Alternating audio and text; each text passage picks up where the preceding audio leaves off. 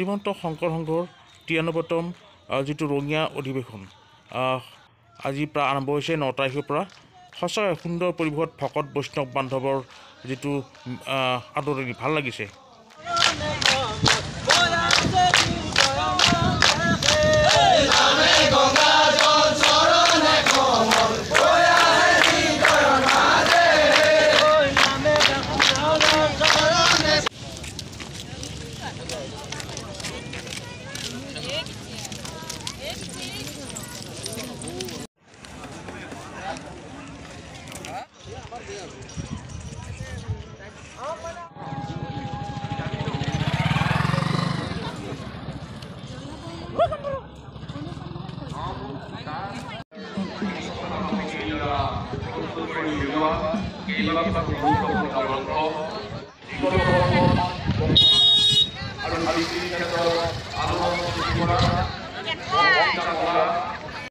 আমি উন্মোচনৰ পাছতে বিক্ৰীৰ বাবে মুকলি কৰিম। আদৰণি সমিতিয়ে আন এখন গুৰুত্বপূৰ্ণ গ্ৰন্থ মহাপুৰুষ শ্ৰীমন্ত শংকৰদেৱ আৰু মহাপুৰুষ শ্ৰী শ্ৰী মাধৱদেৱৰ উত্তৰাকাণ্ড আদিকাণ্ড ৰামায়ণৰ ওপৰত এখন গৱেষণালব্ধ গ্ৰন্থ ইতিমধ্যে প্ৰস্তুত কৰি উলিওৱা হৈছে। এই অভিবাসনৰ প্ৰথম খণ্ড ইতিমধ্যে প্ৰকাশ হৈ গৈছে। পদাধিকাৰসকলৰ অভিবাসনৰ দ্বিতীয় খণ্ড আমি খন্তেক সময়ৰ পাছতে এই ৰচনা কৰা তৰ্ক শিল্প আমি খন্তেক সময়ৰ পাছতে এই মুকলি মঞ্চতে উন্মোচন কৰিম। তাৰ লগতে উন্মোচিত হ'ব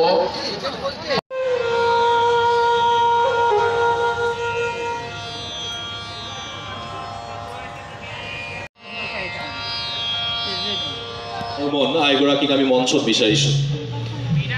প্ৰতিভা বৰা বৰ্মন আইগৰাকীক আমি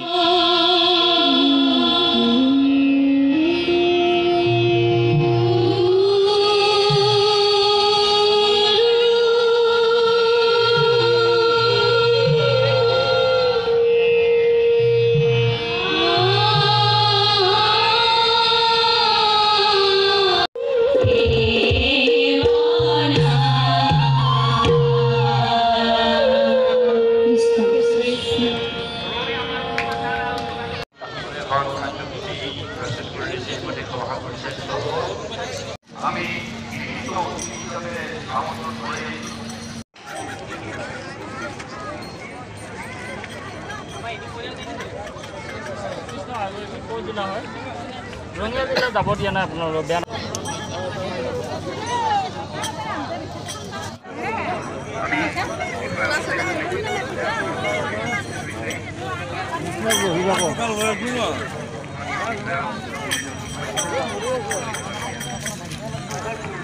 তো বন্ধুসকল ৰঙিয়াৰ যিটো অধিৱেশন চলি আছে শংকৰদেৱ সংঘৰ 93 সংঘৰ অধিৱেশন এজন বাপ আছে নগৰ পাইছে।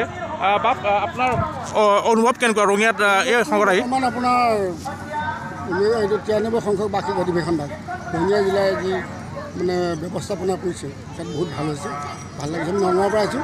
আমি নামঘৰতে আমি আছোঁ।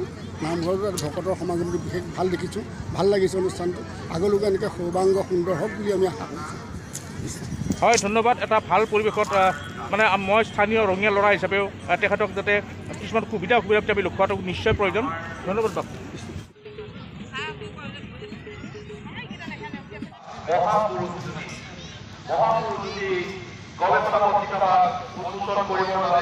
আমি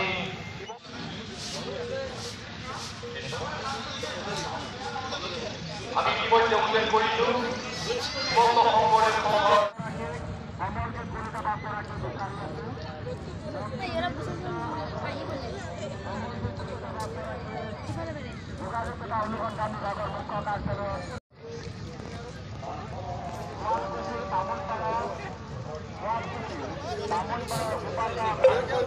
সন্মানীয় অভিভাৱক পৰৱৰ্তী কাৰ্যসূচী আগুৱাই নিবৰ বাবে আমি ধন্যবাদ জনাইছোঁ।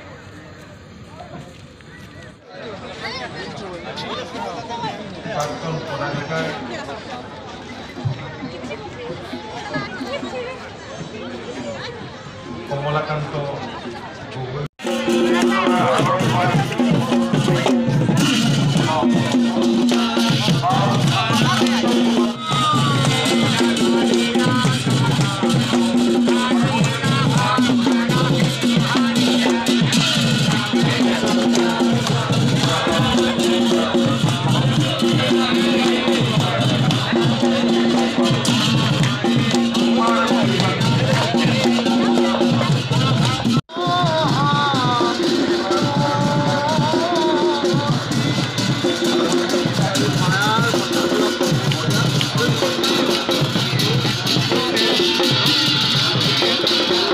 তো বন্ধুসকল আজি প্ৰথম দিনৰ কাৰ্যসূচী ইমানতে সামৰণি মাৰিলোঁ প্ৰথম মোৰ ভিডিঅ'টোৰ আহিব আপোনালোকে আৰু 9-10 11 আজি 9 তাৰিখ গ'ল আৰু অহাকালি পৰহি নিশ্চিতভাৱে আহিব এই শংকৰদেৱ অধিৱেশনত ধন্যবাদ